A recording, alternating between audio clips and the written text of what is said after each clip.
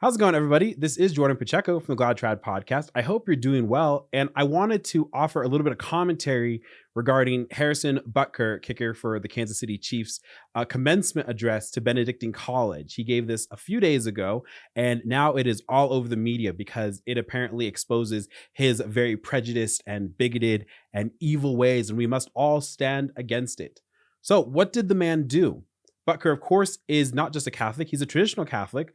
I first learned of him a few years ago because I learned that there was an NFL player who serves and loves the Latin Mass. So you can imagine that I was very interested in something like that. And so I went and I listened to his speech and I read the text of the speech because I like it. And I can just say, good. The media is right to hate him. If you can see who your enemies are by their views, by their opinions, they're completely right. So what did he express that was so evil? It's a nice speech, it's about 20 minutes long. I actually think it's one of the most monumental speeches for a lot of Catholics that's come out of the past few years, certainly in the post-COVID era. And the speech really just lays down, I think, the Catholic viewpoint of the world. It congratulates Benedictine College for not going with the noise, for not just being one of many Catholic liberal arts schools, but for taking a stand. It talks about the importance of the Catholic faith centered upon Christ. And most of the speech honestly reads like a typical homily, I would say, a fired up homily perhaps, at any traditional Latin Mass parish. Most of it, the vast majority of it, just deals with very Catholic things. We have a traditional Catholic talking about the world according to Catholicism. And you can tell that our enemies are enemies in the media, our enemies in organizations, how much they despise authentic Catholicism, because many of them have never even heard it before. So it's amazing how they cherry picked these ideas from the speech and they've now extrapolated it. Oh my gosh, he hates women because he's telling all these female graduates that they should just be moms. Well, motherhood is a vocation. Fatherhood's a vocation. To be a husband, to be a wife is a vocation. When we die, when we are judged, we're not going to be judged upon how many accolades we gained, whether in football or in a different professional field. We're not going to be judged about how many graduate degrees we have. I love film. I love what I do. I'm not going to be judged upon how good my camera quality was for the podcast or how many Telly Awards I won for working at a Telly Award winning studio or something. I'm going to be judged on my vocations, how good of a husband I was, how good of a father I was, how good of a Catholic man I was. And you can definitely tell by the media reaction that they hate his ideas because they hate your ideas. They hate the core. The world hates the core of the Catholic faith. And I actually say, good. It should. We have to remember, and the speech talks about this, that we have now endured years of leaders being called Catholics who actually have done quite the opposite, very abhorrent, terrible, sacrilegious things with religion somehow as just a pickup band-aid that they want to throw on every once in a while. We've had an apparent Catholic president make the sign of a cross when surrounded at an abortion rally, for heaven's sake. We've had a Catholic lie to the world. Butker talks about this in his speech, right? We had a Catholic lie to the world about the safety and efficacy of medical practices and destroy a lot of people's lives and livelihoods, all based upon a lie. That's not Catholic. That's not Christian. And we've had for decades now, and certainly in the past current decade, we've had the lies of feminism and the lies of modernism and this growing amount of secular isolation that's been creeping all across the culture. Now, I love how even the NFL, even the city of Kansas City put out a statement, right? Oh, we didn't mean this. The city of Kansas City later deleted it. No, of course they meant it. Distancing themselves. Because you see, in the NFL, right, you can have very prejudiced views for the right side, right, for the left side. You can have a prejudiced view that not all men are created equal, that actually we need to push equity instead of equality for the brotherhood of mankind. You could get up there and have a bunch of different baby mamas. You can go up there and talk about the importance of just focusing on your career and getting the bag, right? And being a boss babe and doing all these other kind of things. That would have been cheered. That would have been awesome. You can talk about how the national anthem is rooted in slavery, and you would get a Netflix deal for that, But to stand up there and say your most important thing to do in facing the world is to do so as a Catholic man and a Catholic woman, that you should find a traditional Latin Mass community, that you should be very vocal when your priests aren't acting as priests and your bishops aren't acting as bishops. And that extends, by the way, to our politicians, right? To our overlords. when they're acting in ways that are contrary to the gospel, we have to say something. We have to stand up and say that is wrong, and then live a life conformed to the authenticity of the truth of the gospel message. Christ in him crucified. Christ who so loved the world that he came into the world, not to judge the world, but to save the world. And of course, Christ who left to the world a church, the voice of truth in this wilderness, in this darkness. So much of the controversy around this speech is from peoples who have never fully embraced, maybe in some cases even never fully heard the gospel message. They will continue to revel in their secular relativism. They will continue to wallow in the swamps of modernism. These are not just buzzwords to me that every Catholic trad says every once in a while. The world is miserable, friends. The world is rudderless. The world is rudderless. The world cannot tell its you-know-what from its elbow. And the world hates you. Now, I don't mean hate as in that someone's going to knock down your door and shoot you for having a rosary inside, although it's happened before in history. But I'm trying to say this. We are only a couple of years behind the scandal of discovering that the FBI of this country, the government of this country, spied not just on every Catholic, but on traditional Catholics in particular. We're just a couple years behind Roe v. Wade being turned around and you being told as a Catholic that somehow this is so anti-women, despite the fact that this is one of the most authentically beautiful things that could have happened in the realm of politics. We live in a world where, again, we're supposed to be excited that we have a Catholic in the White House who does things extraordinarily against the gospel message in almost every field. We live in a world where you are told as a fan of a football team that you need to be for diversity, equity, and inclusion, but that inclusion, by the way, cannot coincide with your traditional Catholic views. Funny how inclusiveness stops when it's not a left-wing value, right? Everything that he said in the speech was marvelous. I highly recommend that you watch it or that you read it. And I wanted to give my encouragement. And I want to also say this. This is the big point that I've been considering. I'm glad that they are all losing their minds over his speech. Because you see, the truth of Catholicism, the authenticity of Catholicism should be dangerous.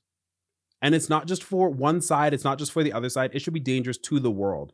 Authentic Catholicism, that Christ left his church, is the antithesis of the world, the flesh, and the devil. So when you see our enemies multiply, the world, the flesh, and the devil, you type in, again, Harrison Butker's name today. Scroll down. Who are the news outlets that are crying about this? Who are the people on Twitter who are crying about this today? Who are the people who are standing up and going, yeah, no, that's exactly right. And by the way, whose ideology do you think is going to win in the end? I am done, and I think a lot of trads have been like this for a very long time. I'm done playing by the world's game. The world's game demands if you have a traditional or a conservative mindset that, you write a nice worded letter and you make a lot of apologies for it and you're trying to become more inclusive, you're trying to be more caring, and they use our words against us. They talk about empathy. They talk about truth. But you will notice that how evil, how angry people are when they hear the truth, how they reel from the gospel message. If you tell a young woman happiness, which is true, by the way, stats prove this time and time again. There are great gurus all across the world who have talked about this and are continuing to talk about this. Happiness does not lie in a paycheck, for men and for women, by the way. Happiness does not lie in chasing the bag. Happiness does not lie in locking down the client list, right? And being a boss babe and being a boss and all this other kind of things. Happiness lies in our vocations. Our vocations, for most of us, are usually grounded in family. As a man, chasing money doesn't make me happy, right? I know how to make money. Harrison Butker has more money than I'll ever see in my life. What I desire out of my life is I desire to utilize that money in order to cultivate a good Catholic family. Oh, and I see criticisms that's funny. I saw this one thing on Twitter and someone was saying, oh, well, he's advocating for a patriarchal, backwards world that doesn't even exist anymore. Where are the men who are going to make sure that their women aren't just barefoot and pregnant? Where are those brave men? And it's like, guys, get this. Guys have been told for a very long time, and I'm going to talk about this on my channel more. Guys have been told for a very long time that they need to stop being men. And women have been told for a very long time that they need to start becoming not just men, but the worst of men, the worst traits, the worst qualities. Christianity always is the center rock, right? What does Christ even say, right? To St. Peter, right? Thou art Peter, and upon this rock, this Kepha, this Petrus, I will build my church. And the gates of hell shall not prevail against it. So I see something like this. I see the dislikes on YouTube, and I go, okay, fine. I'll just let demographics not lie. I see how much misery there is in the world. I think about how much tumult there is in my life, but I see how it is through the gospel message, through, in particular, traditional Catholicism, through an adherence to Latin Mass, traditional forms of piety, an understanding of our relation with our fallen nature, with sin and with redemption, a righted way of worship to our Lord Jesus Christ. It is through those things that we do find genuine human flourishing. We don't need to say we're proudly Catholic and then have an asterisk on the end and go through 1,000 apologies. Well, I'm Catholic, but don't worry, I support gay rights. I'm Catholic, but don't worry, I think you can mutilate your kids. Don't worry, I'm Catholic, but I think that you should really choose whether or not you're going to kill your child, whether it's inside the womb or outside the womb. We are all judged for these things, brothers and sisters. And it's time that we stop just hiding it, man. It's time that we stop being so dadgum afraid about it. It's time that we stop playing by the world's games. Because our side is on the move. Now, not because of us, not because of me individually, not because Jordan Pacheco has a podcast and Jordan Pacheco thinks he's so high and mighty. And even Butker talks about this in his speech. It's not us, but it is Christ who lives and moves through us. We are to be his instruments on this world. We are every single day to tip the world a little bit towards heaven or tip the world a little bit towards hell. And by grace of God, we may every single day in the small things tip the world towards heaven. So if you're nervous, oh my gosh, right? I don't understand why there's so much hatred and meanness. It's because it's the world, my friends. It's the world, the flesh, and the devil. Like, of course it is. But good. You should take solace in the fact that there are people who can't handle the truth, because it's completely antithetical to the kind of miserable lifestyles that they will continue to promote until they die. Now, I believe that people can all come to the fullness of the truth. Christ himself says that, right?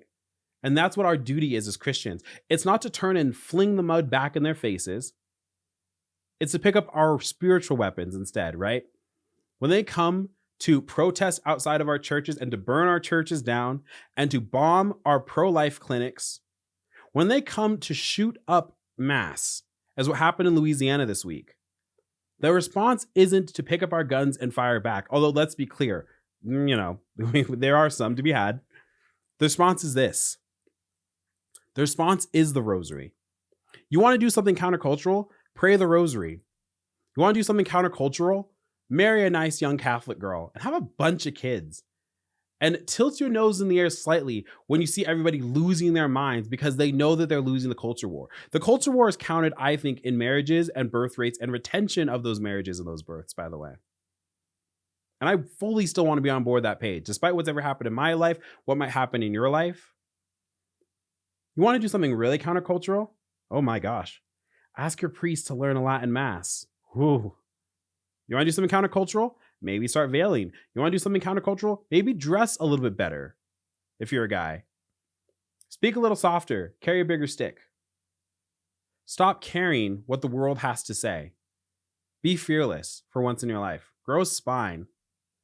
The moment that you stop caring about what the world has to say, the amount of liberation that happens, because you have conformed yourself so much more deeper into the message of Jesus Christ.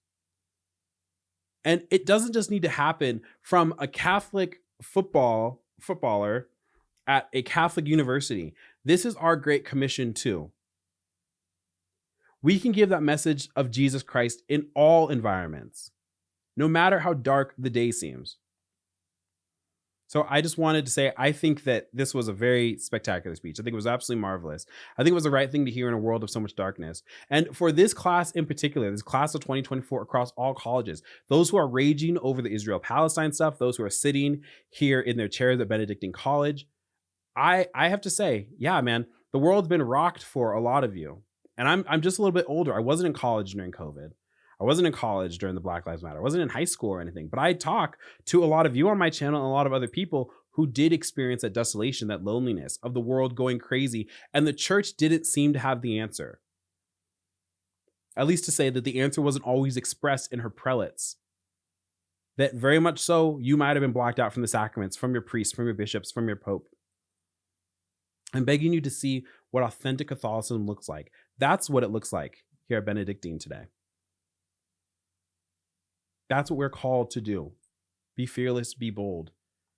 Be a little rough around the edges, right? A little dank. Stay sharp, stay safe. But the channel here, it's risus et bellum, right? It's laughter and it's war. That is our slogan for a reason. Just got that tattooed somewhere. Not telling anybody. Risus et bellum. There is a time, my friends, for laughter. And right now, I think the world needs a lot of laughter. And the thing that your overlords and my overlords hate, the things that those in the media hate, those in politics hate, those in the church who are our adversaries, they hate nothing more than not to be taken seriously. That, in my mind, combined with the spiritual warfare that is a rosary, is the best antidote for this madness today. You're a misogynist. You're a bigot. Ha ha. Okay. Thanks for letting me know. I'm going to keep doing what I'm doing. You need to abandon your patriarchal worldview of a 2,000-year-old dying religion. Ha ha. Cute, my guy. Thanks for letting me know. And they hate it. Or I love it. Like, I'm a warrior, right? I love when people squirm for that kind of stuff. It's way better than fighting in the streets. I can guarantee you. So I say, hey, pray for Harrison Butker. Pray for all those students in Benedictine who are about to go out into the world. Pray for all of our students, man. It's rough in these streets. It's difficult. And let's stay together. This is not a substitution. This channel isn't a substitution for real and world community. And I like something that he said in the speech here. He talks about the importance of the traditional Latin Mass, and he talks about that over community. But that's not to the neglect of community. You should find a community rooted in the traditional sacraments. You should find a friend group rooted in the traditional values of friendship. We've made a video on the channel talking about that, Catholic camaraderie. The importance of someone who doesn't just laugh and joke with you, but someone who can actually pray with you in your hour of need. But, this is why this channel also exists. It's to be a little bit of a pocket, just one little thing that can do to help the kingdom a little bit more. You're not by yourself. If you're sitting out there wondering, well, I don't know if there's any other traditional Catholics or people who are thinking as I think, and I see all this stuff online. By the way, if you're being affected by your stuff online, take a break, man. Touch grass. Grass is great. That's all I want to say. I just want to give this warm support. I think it was absolutely marvelous. You should definitely check it out. I'll link it in my description below. All right. Keep everyone in your prayers. All right. Well, I'll see you on the next one. Adios.